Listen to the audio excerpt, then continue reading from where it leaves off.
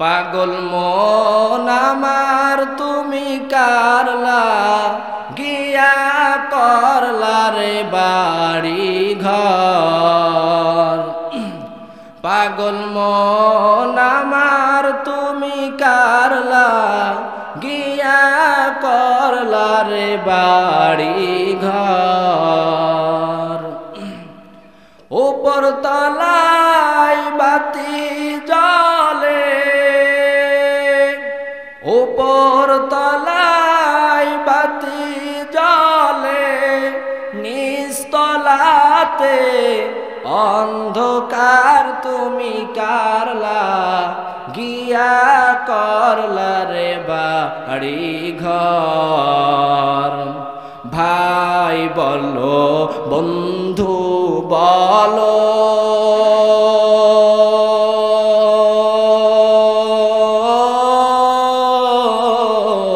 কেউ নয় তো আপন। দু চারটা দিন কেঁদে সবে, দু চারটা দিন কেঁদে সবে, রাখবে না যে খোঁজ খবর তুমি কারলা গিয়া করলা রে বাড়ি ঘর। পাগল মন আমার তুমি কারলা গিয়া করলা রে সুখের ঘর। দুদিনের এই রং তামাশা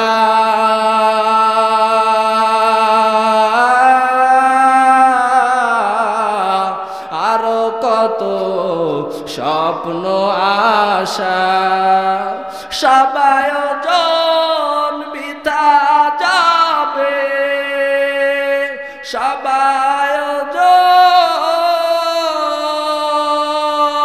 আয়োজন বৃথা যাবে। শেষ ঠিকানা মাটির ঘর তুমি কারলা গিয়া করলা রে বাড়ি ঘর। পাগল মন আমার তুমি কারলা গিয়া করলা রে সুখের ঘর। ক্ষমতা আর বাড়ি গাড়ি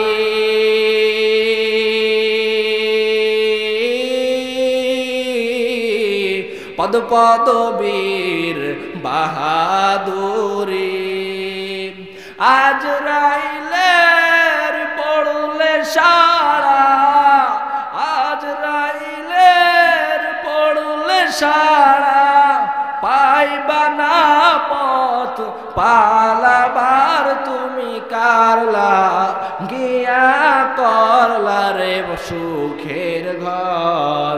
পাগল মন আমার তুমি কারলা গিয়া করলা রে বাড়ি ঘর। আলহামদুলিমান কদ্দারা খায়রাও ওয়া খাবালা, আলহামদুলিমান কদ্দারা খায়রাও ওয়া খাবালা, আশ-শুকরু লিমান সাওয়ারা হুসনান ওয়া জামালা, ওয়াশ-শুকরু লিমান সাওয়ারা হুসনান ওয়া জামালা।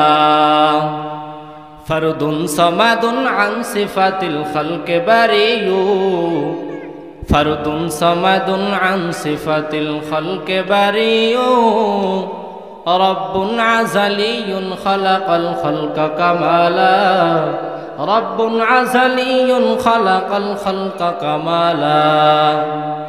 লা জিদ্দা ওয়ালা নিদ্দা ওয়ালা হাদ্দা লিমাওলা, লা জিদ্দা ওয়ালা নিদ্দা ওয়ালা হাদ্দা লিমাওলা। আল আনা কামা কানা ওয়ালান ইয়ালকা যাওয়ালা, আল আনা কামা কানা ওয়ালান ইয়ালকা যাওয়ালা। লা শিবহা ওয়ালা মিসলা ওয়ালা কুফওয়া লিহাওলা, লা শিবহা ওয়ালা মিসলা ওয়ালা কুফওয়া লিহাওলা। লা উলদা ওয়ালা ওয়ালিদা লা আম্মা ওয়া খালা, লা ওয়ালদা ওয়ালা ওয়ালিদা লা আম্মা ওয়া খালা।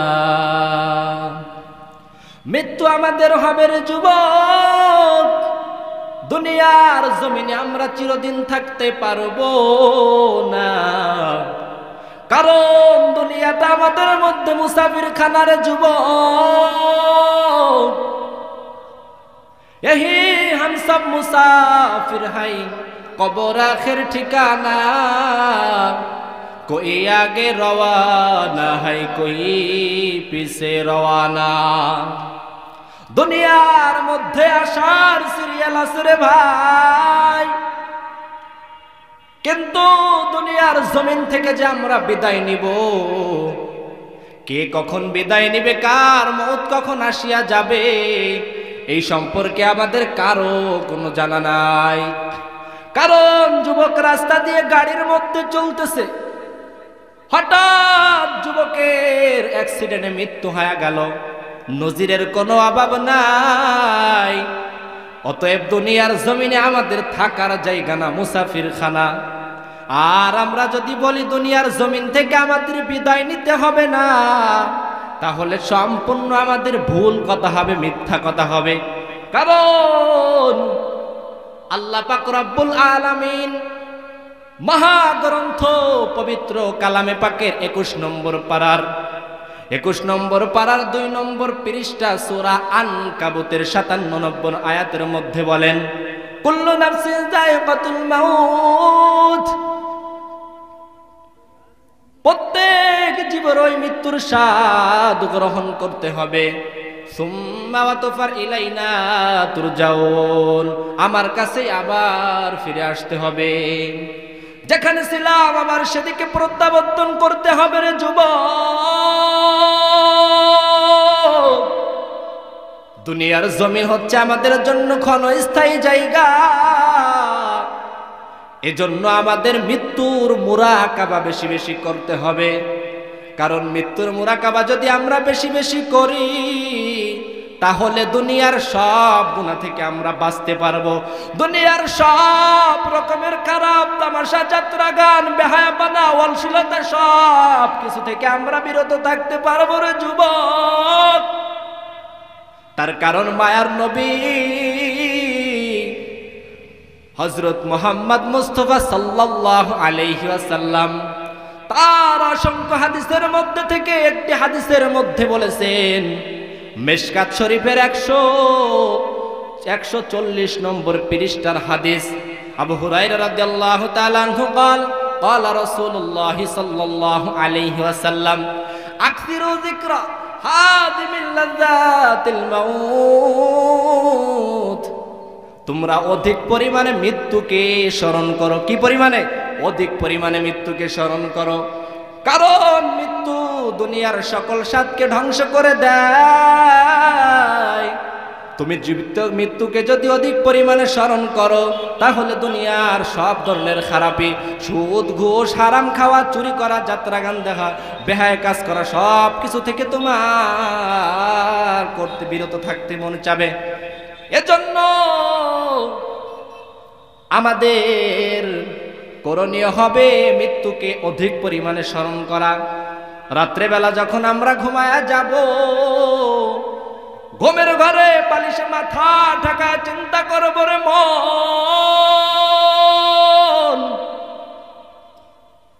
একদিন এই ঘরের দরজা দিয়ে আমি নতুন বউ হয়ে ঢুকেছিলাম, আবার এই ঘরের দরজায় আমার একদিন পালকি এসে হাজির হবে। এই পালকিতে আমার চড়ে আবার কবরের দিকে রওনা হইতে হবে। তাহলে দুনিয়ার জমিনের মধ্যেই ক্ষণস্থায়ী জায়গার মধ্যে আমি আসিয়া বাহাদুরি করিয়া আমার কি লাভ হবে? বাহাদুরি করিয়া কোনো লাভ নাই।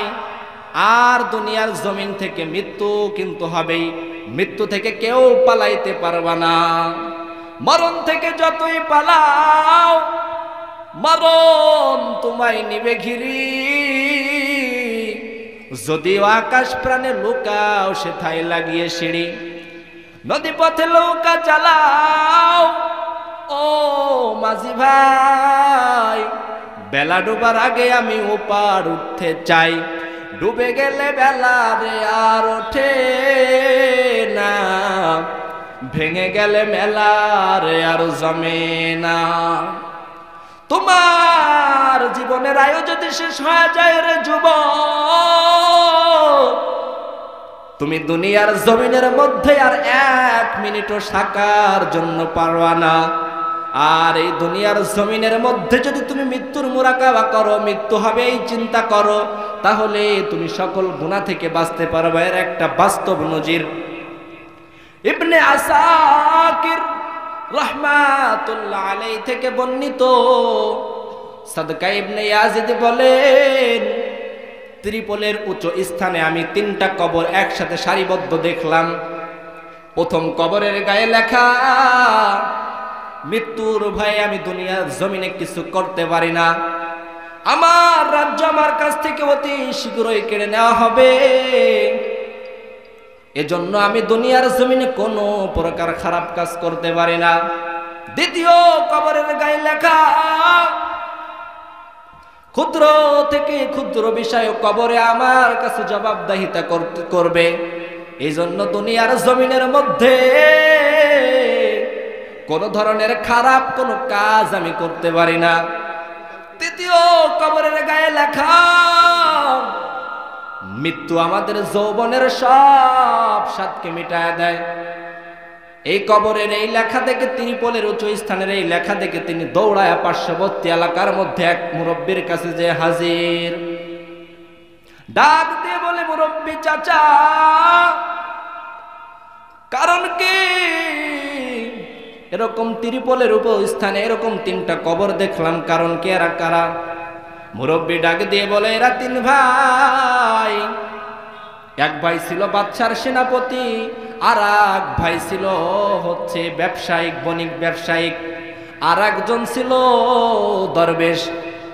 দরবেশের মৃত্যুর সময় যখন ঘনিয়ে এলো, তার আপন 2 ভাইকে ডাক দিয়ে বলে, রে ভাই, ভাইরা বলে, আপনার কোনো ওসিয়াত আছে কিনা? বলে, আমার ধন সম্পদ টাকা পয়সা কিছুই নাই, আমার তেমন ওসিয়াত কিছুই নাই, তবে আমি একটু বলি, আমার মৃত্যুর পরে আমার কবরের গায়ে লিখে দিবা উক্ত কথা যে আমি দুনিয়ার জমিনের মধ্যে কোনো খারাপ কাজ করতে পারি না, কারণ কবরের মধ্যে ক্ষুদ্র ক্ষুদ্র বিষয় আমার কাছ থেকে জবাবদিহিতা করবে। এবার ওই দরবেশের মৃত্যু হয়ে গেল। তার আপন 2 ভাই তার কথা অনুযায়ী ওই কবরের মধ্যে সুন্দর করে ওর কথাগুলো লিখে দিল। এবার আর বলল যে আমার মৃত্যুর পরে আমার কবরের কাছে 3 দিন যাতায়াত করবা, এখান থেকে শিক্ষা গ্রহণ করতে পারবা। তার ওই আপন 2 যে ভাই জমিনের মধ্যে বেঁচে আছে, ওই 2 ভাই তার কথা অনুযায়ী আজকে কালকে এরকম করতে করতে 2 দিন গেল। 3য় দিন যখন কবরের কাছে দোয়া করার জন্য গেল, তখন যাওয়ার পরে ফেরার সময় কবর থেকে একটা ভয়ঙ্কর বিকট আওয়াজ আসলো। ভয়ে তারা আশ্চর্যিত হয়ে দৌড়ায় বাড়ি রওনা। বাড়ির মধ্যে যে রাত্রে ঘুমায়া গেল, হঠাৎ দরবেশ ভাই স্বপ্নে এসে হাজির। এবার ডাক দিয়ে বলে, ভাই, আবার 3য় দিন আপনার কবরে যে এরকম আওয়াজ শুনলাম, কিসের আওয়াজ? এবার দরবেশ ডাক দিয়ে বলে, রে ভাই,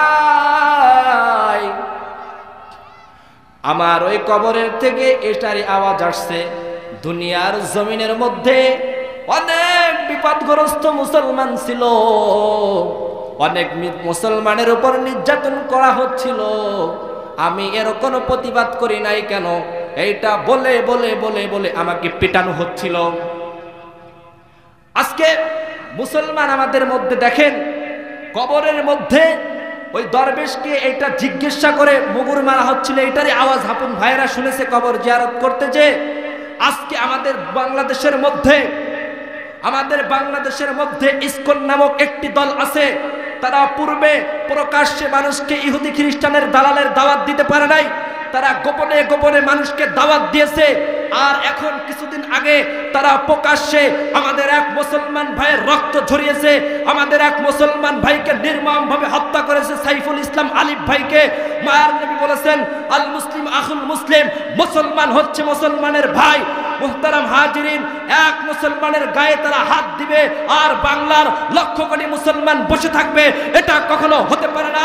কারণ মায়ার নবী হযরত মুহাম্মদ মুস্তাফা সাল্লাল্লাহু আলাইহি ওয়াসাল্লাম বলেছেন যে বিশ্বের সকল মুসলমান একটা শরীরের মতো, তার শরীরের এক অঙ্গ যদি ব্যথা হয় সেই শরীরের ব্যথায় সারা শরীর ব্যথিত হওয়ার কথা। আজকে আমার এক মুসলমানকে ইসকনের এই দালালেরা আমার এক মুসলমান ভাইকে ওলিয়া ইকরামের এই দেশের মধ্যে, ওলামা ইকরামের এই দেশের মধ্যে, ওলিয়া আউলিয়ার এই দেশের মধ্যে, 95% মুসলমানের রাষ্ট্রের মধ্যে প্রকাশ্যে ইসকনের দালালেরা আমার মুসলমান ভাই সাইফুল ইসলাম আলিফ ভাইকে হত্যা করবে, এটা কখনো মুসলমান জাতি সহ্য করবে না। স্পষ্ট ঘোষণা, তোমরা সাবধান হয়ে যাও। কারণ মুসলমানরা যদি তাকবীরের ধ্বনি দিয়ে আরেকবার জেগে ওঠে, তোমরা বাংলাদেশ কেন, তোমরা তখন গর্তের মধ্যে লুকায়ও পালাইতে পারবে না। কথা ঠিক কি ঠিক না? এজন্য আল্লাহ পাক রব্বুল আলামিন কবরের মধ্যে গেলে কিন্তু এটাও জিজ্ঞাসা করবেন, তোমার এক পার্শ্ববর্তী তোমার কাছের ভাই নির্যাতিত হচ্ছিল, তুমি তার সাহায্য করেছো কিনা? যদি তুমি বলো যে আমি সাহায্য করি নাই, তখন কিন্তু তোমাকে মুগুর দিয়ে জাহান্নামে পিটানো হবে। বলল আমাকে ওই দুনিয়ার মধ্যে আমি সাহায্য করি নাই, কবরের মধ্যে এটা বলে বলে আমাকে জাহান্নামের ফেরেশতারা পিটাচ্ছে, এটারই আওয়াজ পেয়েছো। তারপর তার আপন দুই ভাই তারা চিন্তা করলো আমরা দুনিয়ার মধ্যে কোনো স্বাদ গ্রহণ করতে পারি না, এখন ওদের মধ্যে মৃত্যুর চিন্তা চলে এসেছে। কারণ মৃত্যুর চিন্তা যার আসবে সে দুনিয়ার জমিনে কখনো গুনাহ করতে পারে না। কারণ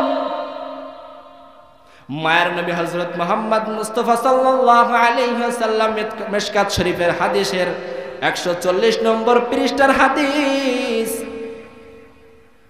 আব্দুল্লাহ ইবনে ওমর রাদিয়াল্লাহু তাআলা আনহু থেকে বর্ণিত, নবী করিম সাল্লাল্লাহু আলাইহি ওয়াসাল্লাম বলেন, তুফাতুল মুমিনুল মাউত, ঈমানদারের জন্য মৃত্যু উপহার স্বরূপ। ওরে ঈমানদার হয়ে যদি দুনিয়ার জমিন থেকে বিদায় হও, তাহলে তোমার মৃত্যুর সময় কোনো লাজ্জাতের সাথে মৃত্যু হবে না, তোমার কোনো কষ্টের সাথে মৃত্যু হবে না, তোমার মৃত্যুটা হবে খুব সুন্দরভাবে, তুমি দুনিয়ার জমিন থেকে বিদায় নিবা।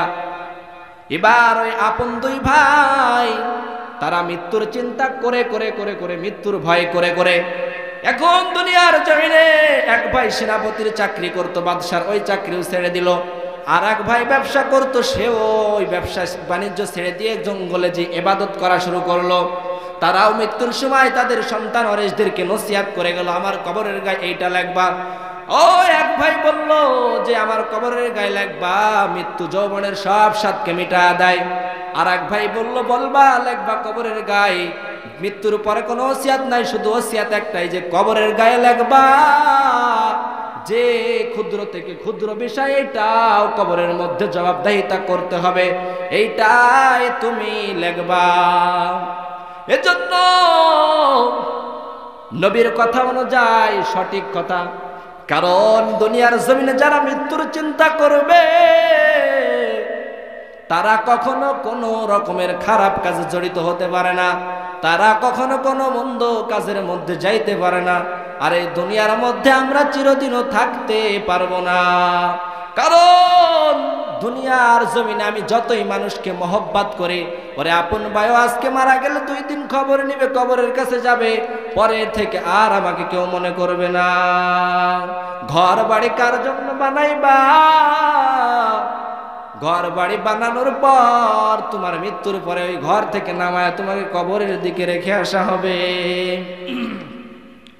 পাগল মন আমার তুমি কারলা গিয়া করলা রে বাড়ি ঘর, পাগল মন আমার তুমি কারলা গিয়া করলা রে রে বাড়ি ঘর উপর তলায় বাতি জ্বলে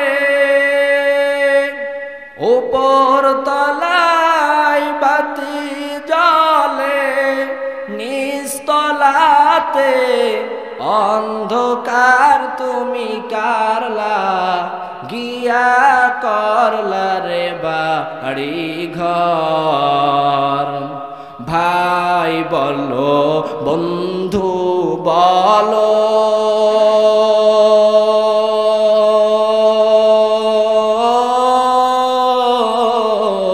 কেউ নয় তো আপন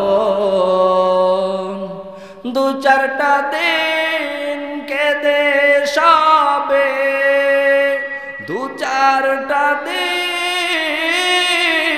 কেঁদে সবে রাখবে না যে খোঁজ খবর তুমি কারলা গিয়া করলা রে বাড়ি ঘর পাগল মন আমার তুমি কারলা গিয়া করলা রে সুখের ঘর দুদিনের এই রং তামাশা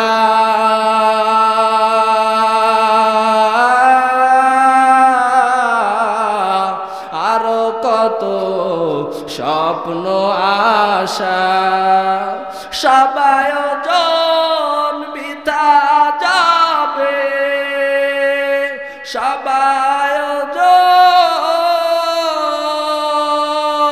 জন বৃথা যাবে শেষ ঠিকানা মাটির ঘর তুমি কারলা গিয়া করলা রে বাড়ি ঘর পাগল মন আমার তুমি কারলা গিয়া করলা রে সুখের ঘর ক্ষমতা আর বাড়ি গাড়ি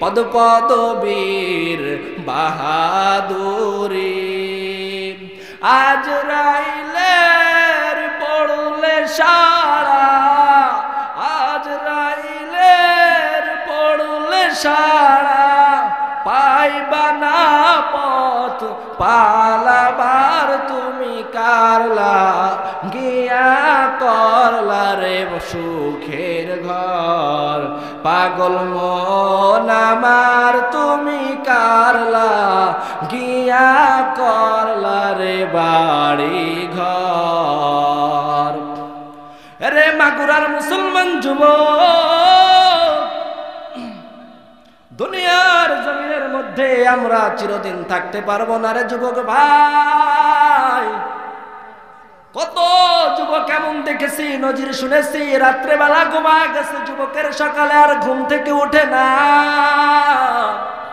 ওরে যুবক ভাই তুমিও মৃত্যুর চিন্তা করো আমি তুমিও দুনিয়ার জমিনে চিরদিন থাকতে পারবো না রে যুবক ভাই আশেপাশের কত বন্ধু ইন্তেকাল করে কবরের মধ্যে চলে গেল রে যুবক তুমি কি একটু চিন্তা করো না মৃত্যু তোমারও যে কোনো সময় আসতে পারে আর যদি তুমি দুনিয়ার জমিনে গুনাহ করে করে করে করে করে করে যদি ওই কবরের মধ্যে যাও ওই কবরে যাওয়ার পর ওই কবরের মধ্যে কঠিন শাস্তির ব্যবস্থা রয়েছে আর যদি তুমি দুনিয়ার জমিনে একজন আমলওয়ালা লোক হয়ে নেককার হয়ে কবরের মধ্যে যাও এবং দুনিয়ার জমিনে যদি তুমি নেককার হয়ে যাও মুমিন হয়ে যাও তাহলে তোমার মৃত্যুর সময়ও কষ্ট সারা মিষ্ট হবে এবং মৃত্যুর পর কবরের মধ্যেও তোমার জন্য শান্তির ব্যবস্থা রে যুবক এজন্য আমি আমার যুবক ভাইদেরকে আহ্বান করব রে মাগুরার মুসলমান যুবক এমনও হতে পারে যে সামনে বছর আমাদের এখানে লাইট মাইট প্যান্ডেল মাদ্রাসা মসজিদ সবই থাকবে, আমি সামনে বছর থাকবো কিনা কোনো গ্যারান্টি নাই, তুমি থাকবে কিনা কোনো গ্যারান্টি নাই। মউত আমাদের যে কোনো সময় আসতে পারে। এজন্য আজকে থেকে আমাদের তওবা করতে হবে আর বলতে হবে, রে দয়ার মালিক, দুনিয়ার জমিনের মধ্যে আমরা অনেক গুনাহ করেছি, তওবা করতেছি, জীবনে আর গুনাহ করব না, আজকে থেকে ভালো হয়ে গেলাম। এভাবে করে করে যদি আল্লাহর কাছে দোয়া করতে পারো, অবশ্যই আল্লাহ আমাদের দোয়া কবুল করবেন।